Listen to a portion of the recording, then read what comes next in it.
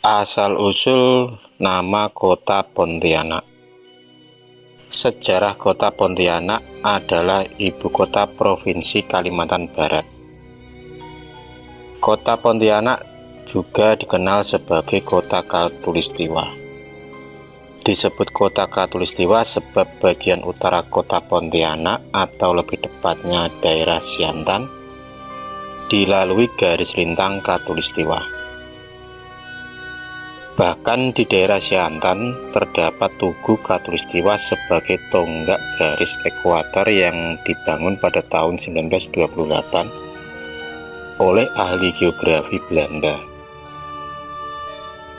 Setiap 2 tahun sekali terdapat fenomena unik di mana matahari tepat berada di atas kepala, sehingga Tugu Khatulistiwa dan benda di sekelilingnya tak memiliki bayangan. Kota Pontianak didirikan oleh Syarif Abdurrahman Al-Qadri pada 23 Oktober 1771. Berawal dari perjalanan Syarif Abdurrahman Al-Qadri membuka lahan hutan di persimpangan Sungai Landak dan Sungai Kapuas Kecil dan Sungai Kapuas Besar untuk dijadikan tempat kekuasaan beliau. Berdirinya Masjid Jami, kini Masjid Sultan Syarif Abdurrahman, dan Istana Qadariyah yang berada di Kelurahan Dalam Bugis, Kecamatan Pontianak Timur, mengukuhkan Syarif Abdurrahman Al-Qadri sebagai Sultan Pontianak pada tahun 1778. Menurut sejarawan Belanda F.J. Vaart dalam bukunya Burnus Westerafdeling, yang isinya sedikit berbeda dengan cerita yang beredar di kalangan masyarakat.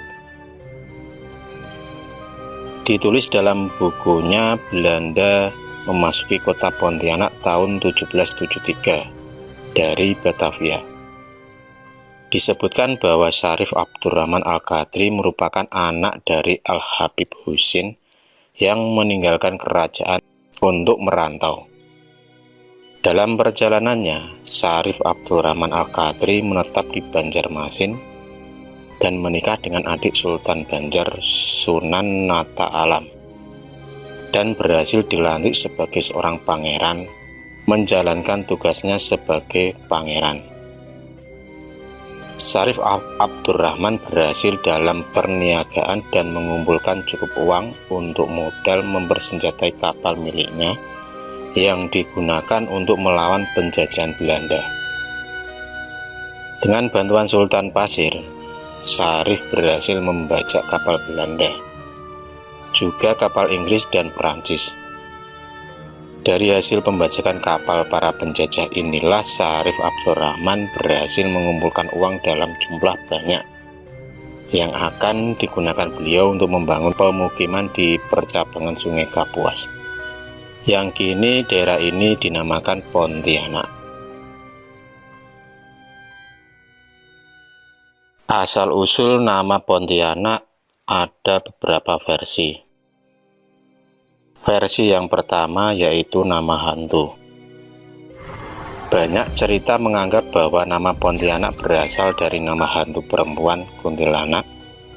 Diceritakan bahwa ketika Syarif Abdurrahman bersama rombongan untuk menyisir hutan agar dapat dijadikan tempat pemukiman, para rombongan diganggu makhluk astral dari arah hutan.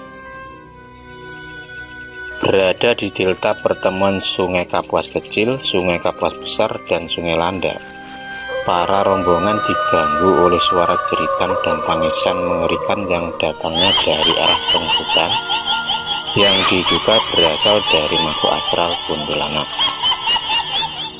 Banyak anggota rombongan yang merasa ketakutan ingin segera menyelesaikan pekerjaan, kemudian pulang.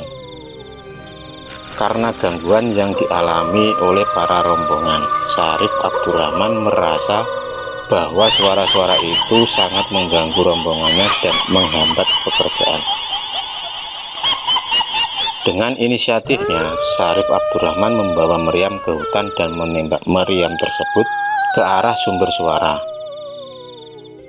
Dan benar saja, suara-suara mengerikan tersebut berangsur-angsur menghilang, sehingga pekerjaan dapat dilakukan dan para rombongan menjadi merasa tenang. Namun ada yang mengatakan bahwa suara mengerikan tersebut berasal dari kumpulan perompak yang bersembunyi di dalam hutan agar tidak diketahui oleh siapapun, sebab daerah tersebut masih tertutup rimbunnya hutan sehingga akan merasa aman bagi mereka. Versi yang kedua, Kota Pontianak merupakan suku Melayu yang diceritakan bahwa Kota Pontianak berasal dari ayunan anak yang berada di sekitar Masjid Jami, yang biasa digunakan oleh anak-anak yang keluarganya bekerja. Versi ketiga, pohon punti. Pohon punti atau pohon ponti berarti pohon-pohon yang tinggi. Pada zaman itu, Pulau Kalimantan dikenal sebagai kepulauan yang memiliki pohon-pohon tinggi yang besar. Penyebutan pohon ponti ini terbukti dari isi surat antara Husain bin Abdul Rahman Al-Aidrus kepada Syarif Yusuf Al-Qadri. Versi keempat berawal dari posisi kota Pontianak yang strategis sebagai pontian atau pemberhentian atau tempat singgah. Banyak pelaut ataupun pedagang yang menjadikan lokasi ini sebagai tempat singgah sementara. Di Malaysia juga terdapat tempat bernama Pontian yang digunakan untuk tempat singgah sementara atau tempat pemberhentian. Versi kelima yaitu Kuntian. Kuntian merupakan pelafalan bahasa Mandarin yang berarti tempat pemberhentian. Logat masyarakat Tionghoa biasanya memberikan penambahan lafal di akhir kalimat atau kata, namun tidak mengurangi atau menambah arti dari kalimat yang sebenarnya. Sehingga dalam pelafalan Kuntian menjadi Kuntian, dan sebagian besar orang tua Tionghoa di Pontianak masih menggunakan Kuntian untuk menyebut Pontianak. Versi keenam yaitu pintu anak. Pintu anak yang dimaksud ialah dua anak sungai, yaitu Sungai Kapuas dan Sungai Landak, di mana lokasi pertama pemukiman di Pontianak berada di delta Sungai Kapuas besar, Sungai Kapuas kecil, dan Sungai Landak. Keunikan dari kota Pontianak sendiri, banyak penjelasan mengenai sejarah kota Pontianak mulai dari mitos, cerita rakyat hingga ilmiah. Namun apapun ceritanya, tetap saja kota Pontianak menarik untuk dibahas. Banyak keunikan yang dimiliki oleh kota Pontianak, yaitu seperti berikut. Kota Pontianak dijuluki sebagai kota Khatulistiwa. Terdapat pada garis lintang 0 derajat bertepatan dengan garis Khatulistiwa, membuat iklim di kota Pontianak memiliki iklim tropis dengan curah hujan tinggi pada bulan Mei hingga September. Cuaca yang menguntungkan ini banyak memberikan manfaat bagi masyarakat maupun alam. Seperti curah hujan yang tinggi dapat membuat pepohonan di hutan semakin subur.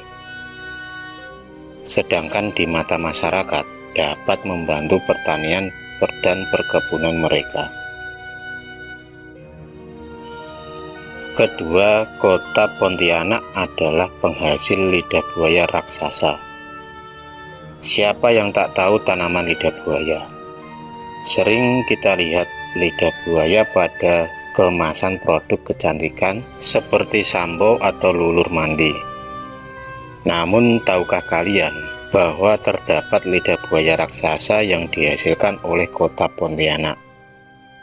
Seperti namanya, lidah buaya raksasa memiliki ukuran yang sangat besar daripada umumnya. Lidah buaya raksasa ini biasanya digunakan untuk membuat jeli, puding, keripik, dan lain-lain oleh masyarakat sekitar, guna menaikkan harga jual. Lidah buaya raksasa ini sendiri diperdagangkan ke luar pulau. Ketiga yaitu monumen kulminasi matahari. Kulminasi merupakan fenomena alam berkaitan dengan matahari, di mana matahari berada di atas kepala kita dan membuat bayang-bayang menghilang. Hal seperti ini hanya ada di kota Pontianak yang dilalui garis khatulistiwa.